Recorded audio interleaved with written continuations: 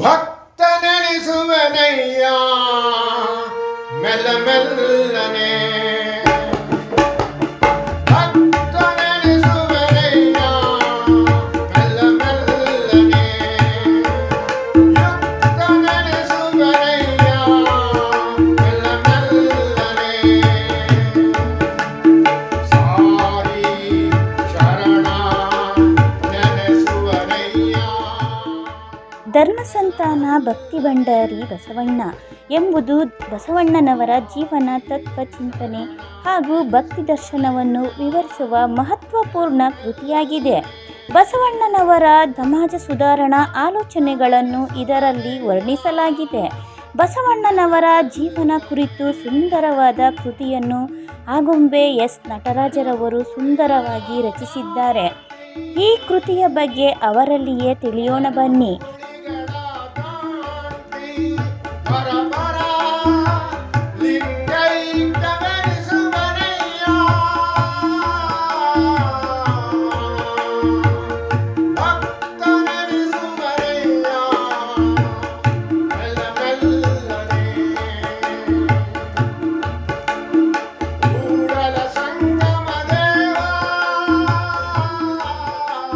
ಎಲ್ಲಿಗೂ ನಮಸ್ಕಾರ. ನಾನು ಆಗುಂಬೆ ನಟರಾಜ್. ನಾನು ಬರೆದ ಈ ಪುಸ್ತಕ ಇದೆಯಲ್ಲ, ಧರ್ಮಸಂತಾನ ಭಕ್ತಿ ಭಂಡಾರಿ ಬಸವಣ್ಣ ಅಂತ, ಇದರ ಮೇಲೆ ನಾವು ಸಾಕ್ಷ್ಯಚಿತ್ರ ಮಾಡ್ತಾಯಿದ್ದೀವಿ. ಹಿಂದಿನ ಸಂಚಿಕೆಯಲ್ಲಿ ಬಸವಣ್ಣ ಮತ್ತು ಉಪನಿಷತ್, ಹೇಗೆ ಉಪನಿಷತ್ತು ಬಸವಣ್ಣನ ವಚನದ ಮೇಲೆ ಪ್ರಭಾವ ಬಿದ್ದಿದೆ ಅನ್ನೋ ವಿಷಯದಲ್ಲಿ ನಾನು ಮಾತಾಡಿದೆ.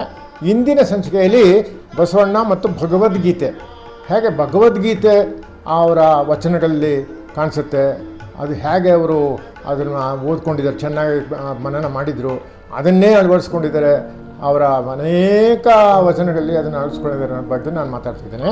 ಸೊ ಬಸವಣ್ಣವ್ರ ಬಗ್ಗೆ ಹೇಳೋದು ತುಂಬ ಇದೆ. ಭಗವದ್ಗೀತೆ ನಮಗೆಲ್ಲರಿಗೂ ಗೊತ್ತೇ ಇದೆ ಭಗವದ್ಗೀತೆ ಏನು ಹೇಳ್ತದೆ ಅಂತ.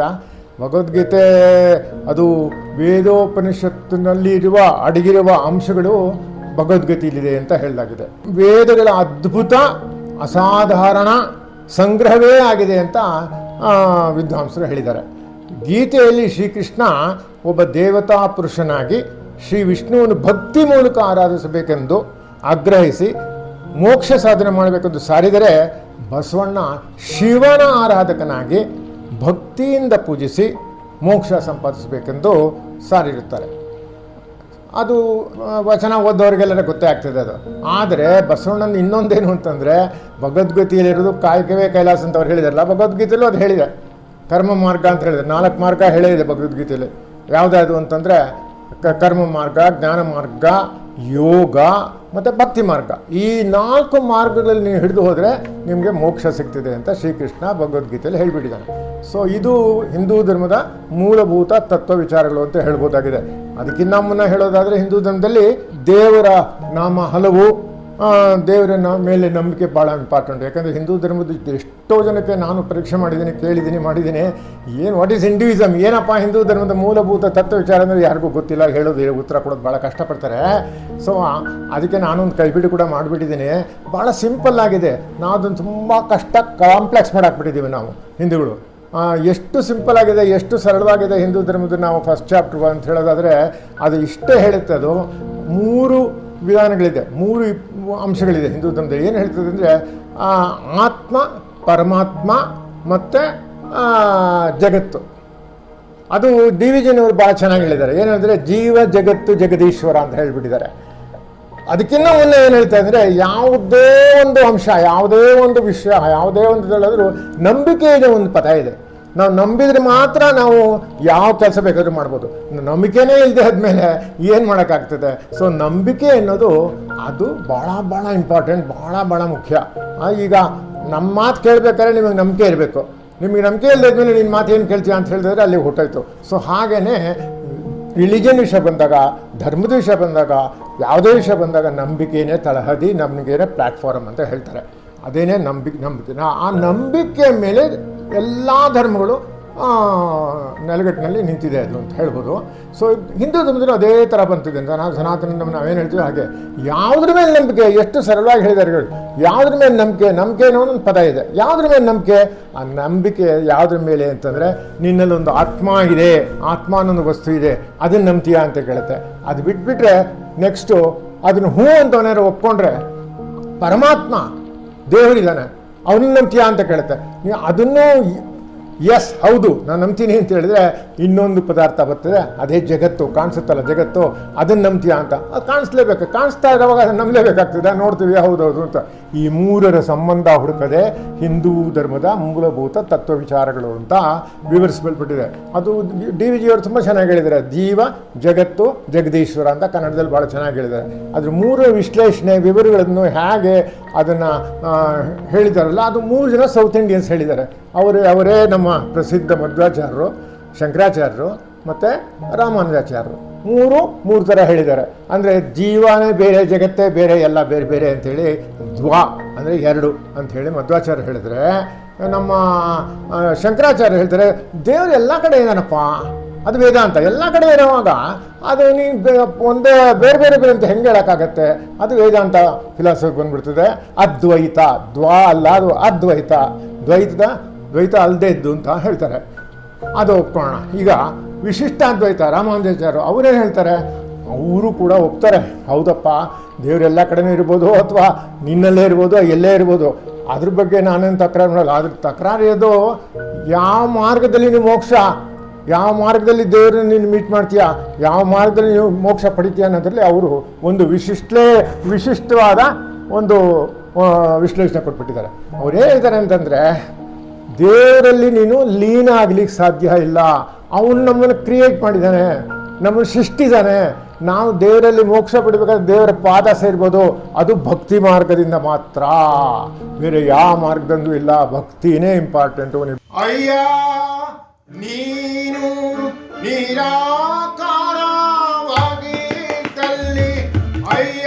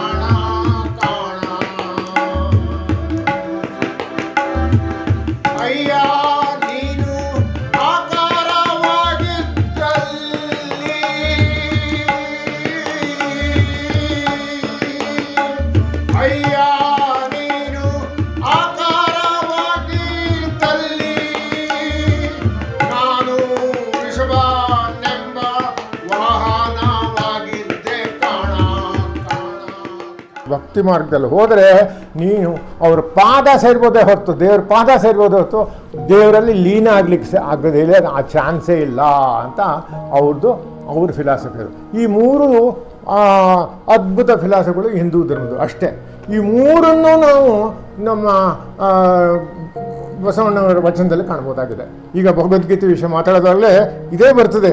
ಇದ್ರಲ್ಲಿ ಏನು ಹೇಳ್ತಾರೆ ಅಂತಂದರೆ, ಭಕ್ತಿ ಮಾರ್ಗ ಬಹಳ ಇಂಪಾರ್ಟೆಂಟ್. ಪ್ರತಿಯೊಂದು ವಚನದಲ್ಲೂ ಅವರು ಭಕ್ತಿ ಮಾರ್ಗ ಅಂತಾರೆ. ಬಟ್ ಅವರು ಕರ್ಮನೂ ಹೇಳ್ತಾರೆ, ಕಾಯಕವೇ ಕೈಲಾಸ ಅಂತ ಹೇಳ್ತಾರೆ.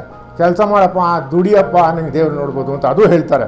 ಸೊ ಭಕ್ತಿ ಇದು ಈ ವಚನ ನೋಡಿ ಎಷ್ಟು ಚೆನ್ನಾಗಿದೆ ಅಂದರೆ, ಭಕ್ತಿ ನೆನೆಸುವನಯ್ಯ ಮೆಲ್ಲ ಮೆಲ್ಲನೆ, ಯುಕ್ತ ನೆನೆಸುವನಯ್ಯ ಮೆಲ್ಲ ಮೆಲ್ಲನೆ, ಸಾರಿ ಶರಣ ನೆನೆಸುವನಯ್ಯ ಮೆಲ್ಲ ಮೆಲ್ಲನೆ, ಎಡ ಹುಗುಳಿಗಳ ದಾಂಟಿ ಬರಬರ ಲಿಂಗೈಕ್ಯ ನೆನೆಸುವನಯ್ಯ, ಕೂಡಲ ಸಂಗಮ ದೇವ ನಿಮ್ಮಿಂದ ಅಧಿಕ ನೆನೆಸುವನಯ್ಯ ಅಂತ ಹೇಳ್ಬಿಟ್ಟಿದ್ದಾರೆ. ಅಂದರೆ ಭಕ್ತಿಯಿಂದನೇ ಮುಖ್ಯ.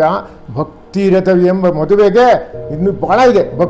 ಭಕ್ತಿ ಅಂತ ತುಂಬಾ ವಚನಗಳು ಬರೆದುಬಿಟ್ಟಿದ್ದಾರೆ ಭಕ್ತಿ ಬಗ್ಗೆ. ಭಕ್ತಿ ಎಂತ ಹೋದಯ್ಯ ಕೂಡಲ ಸಂಗಮ ದೇವ, ನೀ ಬಾಣಲ ಬಾಗಿಲ ಕಾಯ್ದಂತ ಇದೆಯಾ. ಭಕ್ತಿ ಎಂತ ಹೋದಯ್ಯ ದಾಸಯ್ಯ ಮಾಡಿದಂಥ ಹೋದಯ್ಯ. ಭಕ್ತಿ ಎಂತ ಹೋದಯ್ಯ ಸಿರಿಯಾಳ ಮಾಡಿದಂಥ ಹೋದಯ್ಯ. ಭಕ್ತಿ ಎಂತ ಹೋದಯ್ಯ ನಮ್ಮ ಸಿಂಧು ಬಲ್ಲಾಳ ಮಾಡಿದಂಥ. ಈಗ ಭಕ್ತಿ ಅಂತಲೇ ಸರಿ, ಭಕ್ತಿ. ಈಗ ಭಕ್ತಿ ಅಂದ್ರೇನು ಅದನ್ನು ಯಾರು ವಿವರಿಸಿದ್ದಾರೆ? ನಾವು ಸುಮ್ಮನೆ ಮಾತಿಗೆ ಭಕ್ತಿ ಭಕ್ತಿ ಅಂತ ಹೇಳ್ಬಿಡ್ತೀವಿ. ಅದರ ಅರ್ಥ ಏನು? ಭಕ್ತಿ ಅಂದರೆ ಹೇಳ್ತಾನೋ ಅದು ವಿದ್ವಾಂಸರು ಭಾಳ ಚೆನ್ನಾಗಿ ಹೇಳಿದ್ದಾರೆ. ಅಂದರೆ ಈ ಭಕ್ತಿ ಅಂದರೆ ಭಾಗ ಮಾಡಿ ಹಂಚಿಕೊಳ್ಳುವುದು. ಯಾವುದೇ ವಿಷಯ ಆಗಲಿ ಭಾಗ ಮಾಡಿ ಅದನ್ನು ಹಂಚ್ಕೊಳ್ಳೋದಕ್ಕೆ ಭಕ್ತಿ ಅಂತ ಹೇಳೋದು. ದೇವರ ಮೇಲಿನ ಭಕ್ತಿ ಅಂದರೆ ಗುಣಗಳನ್ನು ನಮ್ಮದನ್ನಾಗಿಸಿಕೊಳ್ಳುವುದು. ಒಳ್ಳೆಯ ಯಾವ ಗುಣಗಳಿವೆಯೋ ಅವೆಲ್ಲ ದೇವಗುಣಗಳು. ಕೃಷ್ಣ ಭಕ್ತ ಅಂದರೆ ಕೃಷ್ಣನಲ್ಲಿ ಏನೆಲ್ಲ ಒಳ್ಳೆಯ ಗುಣಗಳಿದೆಯೋ ಅವನ್ನು ನಮ್ಮದಾಗಿಸಿಕೊಳ್ಳುವುದು. ಭಕ್ತಿ ಎಂದರೆ ಒಂದು ವಿಶ್ಲೇಷಣೆ ಇದೆ ಭಕ್ತಿಗೆ. ಅದೇನೆಂದರೆ ಭಕ್ತಿ ಎಂದರೆ ಸಮರ್ಪಣೆ, ಪ್ರೇಮ, ಒಲವು, ಜೋಡಣೆ, ಕರುಣೆ, ಅನುರಕ್ತೆ ಎಂದು ವಿಶ್ಲೇಷಿಸಲಾಗಿದೆ. ಮನಪೂರ್ವಕ ಶ್ರದ್ಧೆ, ನಿವೇದನೆ, ಇಷ್ಟಗಳಿಂದ ದೇವರನ್ನು ಆರಾಧಿಸುವುದು ಎಂದು ಹೇಳಲಾಗಿದೆ. ಸೊ ಈಗ ಸಮೇ ಭಕ್ತ ಪ್ರಣಶ್ಯತಿ ಎಂದು ಗೀತೆಯಲ್ಲಿದೆ. ಸಮೇ ಭಕ್ತ ಪ್ರಣಶ್ಯತಿ ಅಂತ. ಇದನ್ನೇ ಬಸವನವರು ಕೂಡ ಸಾರಿದ್ದಾರೆ. ಭಗವದ್ಗೀತೆಯಲ್ಲಿ ಶ್ರೀಕೃಷ್ಣ ಯಾವ ನೂತನ ಧರ್ಮ ಕೂಡ ಸ್ಥಾಪನೆ ಮಾಡಲಿಲ್ಲ. ಆದರೆ ಅವನು ಭಕ್ತರಿಗೆ ದೇವರನ್ನು ಒಲಿಸಲು ಭಕ್ತಿಯಿಂದ ಹೃದಯ ತುಂಬಿ ಪೂಜಿಸಿ ಪ್ರಾರ್ಥಿಸಿದರೆ ದೇವರ ಕೃಪೆಗೆ ಒಳಗಾಗುವರು ಎಂದು ಶ್ರೀಕೃಷ್ಣ ಸಾರ್ಬಿಡ್ತಾನೆ. ಸೊ ಅದೇ ನಮ್ಮ ಬಸವಣ್ಣವರು ಕೂಡ ಅದೇ ಹೇಳ್ತಾರೆ. ಭಕ್ತಿಯಿಂದ ನೀನು ಪೂಜೆ ಮಾಡಿದ್ರೆ, ಅದು ಇಷ್ಟಲಿಂಗದಿಂದ ಪೂಜೆ ಮಾಡಿದ್ರೆ ನಿನಗೆ ಮೋಕ್ಷ ಸಂಪಾದನೆ ಆಗ್ತದೆ ಅಂತ. ಅಂದರೆ ಅವರು ಹೇಳ್ತಾರೆ, ಅಷ್ಟ ವಿಧಾರ್ಚನೆ ಕೃತ್ಯವನಂದವರಿಗೆ ಆನು ಮಾಡಿ ಶುದ್ಧನಯ್ಯ, ಹಂಗು ಹರಿಯದ ಕಾರಣ ಕೂಡಲ ಸಂಗಮದೇವ ನಿಷ್ಫಲದಾಯಕನಾಗಿ ಆನು ಮಾಡಿ ಶುದ್ಧನಾದನಯ್ಯ ಅಂತ ಹೇಳಿಬಿಟ್ಟಿದ್ದಾರೆ. ಸೊ ಇದು ಶ್ವೇತಾಶ್ವರ ಉಪನಿಷತ್ತಲ್ಲಿ ಕೂಡ ಬಂದ್ಬಿಟ್ಟಿದೆ. ಭಕ್ತಿ ವಿಷಯದಲ್ಲಿ ಮಾತಾಡಿದರೆ ಅವರು ಹೇಳಿದರೆ, ಯಸ್ಯ ದೇವೇ ಹರ ಭಕ್ತಿರ್ಯಥಾ ದೇವೇ ತಥಾ ಗುಣ ತಸ್ಯತೆ ಕಥಿತ ಹೃದಯ ಪ್ರಕಾಶಂತೆ ಮಹಾತ್ಮನಃ ಪ್ರಕಾಶಂತೆ ಮಹಾತ್ಮನಃ. ಅಂದರೆ ಅರ್ಥ ಏನು ಅಂದರೆ, ಯಾರಿಗೆ ಪರಮೇಶ್ವರನಲ್ಲಿ ಪರಭಕ್ತಿ ಇರುವುದೋ ಅದರಂತೆಯೇ ಗುರುವಿನ ಮೇಲೆಯೂ ಪರಭಕ್ತಿ ಇರುವುದು. ಅಂತಹ ಮಹಾತ್ಮನಿಗೆ ಹೇಳಲ್ಪಟ್ಟ ಭಾವನೆಗಳು ಪ್ರಕಾಶಕ್ಕೆ ಬರುತ್ತವೆ. ಅಂದರೆ ಉಪನಿಷತ್ತಿನ ಈ ಮಂತ್ರಗಳು ಏನು ಹೇಳ್ತಾರೆ, ಪರಬ್ರಹ್ಮನ ಮೇಲೆ ಪರಭಕ್ತಿ ಇರಬೇಕು ಎಂದು ಹೇಳಿ ಭಕ್ತಿಗೆ ಪ್ರಾಧಾನ್ಯ ನೀಡಿದೆ. ಭಕ್ತಿ ಮಾರ್ಗ ಕೇವಲ ಗೀತೆಯಲ್ಲಿ ಸಾರದ, ಉಪನಿಷತ್ತಲ್ಲಿ ಕೂಡ ಈ ಮೊದಲೇ ಭಕ್ತಿ ಎಂಬ ಭಾವನೆಗೆ ಪ್ರಾಶಸ್ತ್ಯ ನೀಡಿದೆ ಅಂತ ಹೇಳ್ತಾರೆ. ಸೊ ಇದು ಉಪನಿಷತ್ ಬಗ್ಗೆ ಈಗಾಗಲೇ ಹೇಳಾಯಿತು. ಒಟ್ಟಾರೆ ಬಸವಣ್ಣ ಭಕ್ತಿ ಮಾರ್ಗದಿಂದ ಜೊತೆಗೆ ಕಾಯಕ ಮಾರ್ಗದಿಂದ, ಕರ್ಮ ಮಾರ್ಗದಿಂದ ನೀನು ಮುಕ್ತಿ ಮಾಡ್ಬೋದು ಅಂತ ಹೇಳ್ತಾರೆ.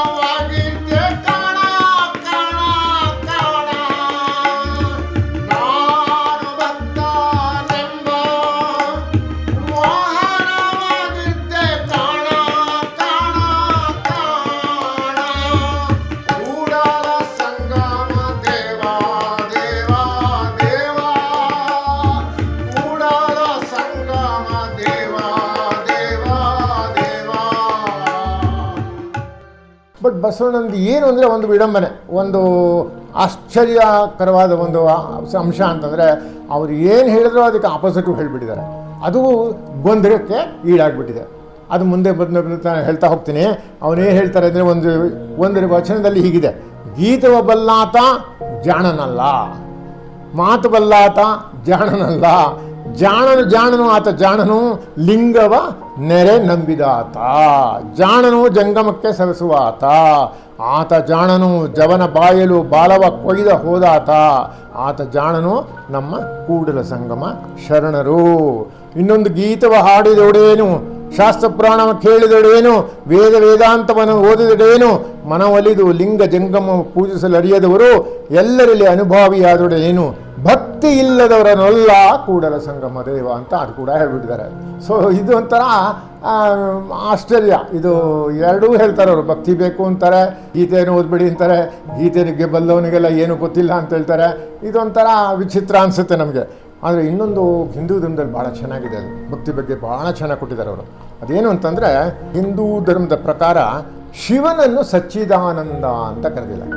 ಸಚ್ಚಿದಾನಂದ ಅಂತಂದ್ರೆ ಏನು? ಸತ್ ಚಿತ್ ಆನಂದ ಎಂಬುದು ಪರಾತ್ಪರ ವಸ್ತು. ಇದನ್ನೇ ಈಶ್ವರ, ಶಿವ, ದೇವರು ಎಂದು ಕರೆಯಲಾಗಿದೆ. ಸೊ ಶಿವ ಈಶ್ವರ ಅನ್ನೋದನ್ನೇ ಇವರು ನಮ್ಮ ಬಸವಣ್ಣನವರು ಸಂಗಮೇಶ್ವರ ಅಂತ ಕರೆದುಬಿಟ್ರು. ಶಿವನೇ ಅದು ಕೂಡ, ಎಲ್ಲ ಶಿವನೇ. ಈಗ ಭಕ್ತಿಯಲ್ಲಿ ಪ್ರಮುಖವಾಗಿ ಇನ್ನು ಮುಂದೆ ಭಕ್ತಿ ವಿಷಯನೇ ಮಾತಾಡೋದಾದ್ರೆ ಬೇಕಾದಷ್ಟಿದೆ. ಅದು ಸರಳವಾಗಿ ಹೇಳೋದಾದರೆ ಪ್ರಮುಖವಾಗಿ 3 ಬಗೆ ಇದೆ ಅಂತ ಹೇಳ್ತಾರೆ. ಬಾಹ್ಯ ಭಕ್ತಿ, ಅನನ್ಯ ಭಕ್ತಿ, ಏಕಾಂತ ಭಕ್ತಿ ಅಂತ 3 ಬಗೆ ಇದೆ ಅಂತೆ. ಬಾಹ್ಯ ಭಕ್ತಿ ಸಾಮಾನ್ಯವಾಗಿ ಜನಸಾಮಾನ್ಯರು, ಅನುಭವ ಜನರು, ಹೊರಗಿನವರ ಮೇಲೆ ಇಡುವ ಭಕ್ತಿ, ಗುಡಿ, ತೀರ್ಥಯಾತ್ರಾ ಸ್ಥಳ, ವಿಗ್ರಹಾರಾಧನೆ ಇಂಥದ್ದು ಬಾಹ್ಯ ಭಕ್ತಿ ಅಂತ ಹೇಳಲಾಗಿದೆ. ಸೊ ಅನನ್ಯ ಭಕ್ತಿ ಅಂದರೆ ತನ್ನದೇ ಇಷ್ಟ ದೇವರನ್ನು ಹೃದಯದಲ್ಲಿರಿಸಿಕೊಂಡು ಪೂಜಿಸುವುದು. ಈ ರೀತಿಯ ಭಕ್ತಿ ಭಾವನೆ ತಾನು ಪೂಜಿಸುವ ದೇವರೇ ಅತ್ಯುನ್ನತ ಹಾಗೂ ಅತ್ಯುತ್ತಮವು. ತನ್ನ ಭಕ್ತಿಯನ್ನೆಲ್ಲ ಅದಕ್ಕೆ ಮೀಸಲಿಟ್ಟು ಅಂಟಿಕೊಂಡಿರಬೇಕು ಎಂಬ ಉದ್ವಿಗ್ನ ಅತಿರೇಕದ ಭಾವದ ಮೇಲೆ ನಿಂತಿದೆ. ಸೊ ಏಕಾಂತ ಭಕ್ತಿಯು ಸಾತ್ವಿಕ ಭಾವದ ಅಥವಾ ಪರಿಶುದ್ಧ ತರನಾದ ಭಕ್ತಿ. ಭಕ್ತ ದೇವರನ್ನು ಪ್ರೇಮದಿಂದ ಯಾವ ಪ್ರತಿಫಲವನ್ನೂ ಅಪೇಕ್ಷಿಸದೆ ಅವನಿಗಾಗಿ, ಅವನ ಸಾನ್ನಿಧ್ಯಕ್ಕಾಗಿ ಹಂಬಲಿಸುವುದೇ ಏಕಾಂತ ಭಕ್ತಿ ಎನ್ನಲಾಗಿದೆ. ಇಂತಹ ಭಕ್ತರು ಭಗವಂತನಲ್ಲಿ ಬದುಕುತ್ತಿರುವರು. ಎಲ್ಲ ವಸ್ತುಗಳು ಆಧ್ಯಾತ್ಮಿಕ ಪ್ರಕಾಶದ ದಿವ್ಯ ಚೇತನದ ರೂಪಾಂತರಗಳಾಗಿ ಮಾರ್ಪಟ್ಟು ತೋರಿಬರುವ ತಮ್ಮದೇ ಆದ ಜಗತ್ತಿನಲ್ಲಿ ಇರುವರು.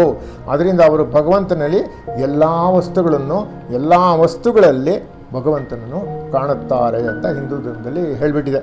ಸೊ ಇದು ಬಸವಣ್ಣವರು ಕೂಡ ಮಾಡಿದ್ದಾರೆ, ಹೇಳಿದ್ದಾರೆ.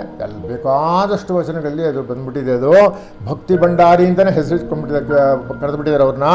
ಅವರು ಯಾವ ಬಗೆಯ ಭಕ್ತಿ ಇರಿಸ್ಕೊಂಡಿದ್ದ ಪ್ರಶ್ನೆಗೆ ಅವರು ಇಷ್ಟಲಿಂಗದ ಮೇಲೆ ಅನನ್ಯ ಭಕ್ತಿ ಇರಿಸಿಕೊಂಡಿದ್ದನ್ನು ನಾವು ಗಮನಿಸ್ಬೋದಾಗಿದೆ. ಇದೊಂದು ಅವ್ರದ್ದೊಂದು ಬೇಕಾದಷ್ಟು ವಚನಗಳಿದೆ, ಅದನ್ನು ನಾವು ಓದ್ಬೋದು.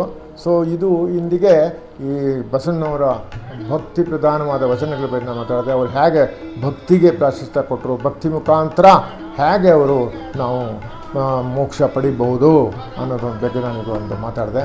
ಇಲ್ಲಿವರೆಗೆ ನನ್ನ ಮಾತು ಕೇಳೋದಕ್ಕೆ ನಿಮ್ಮೆಲ್ಲರಿಗೂ ನಮಸ್ಕಾರ.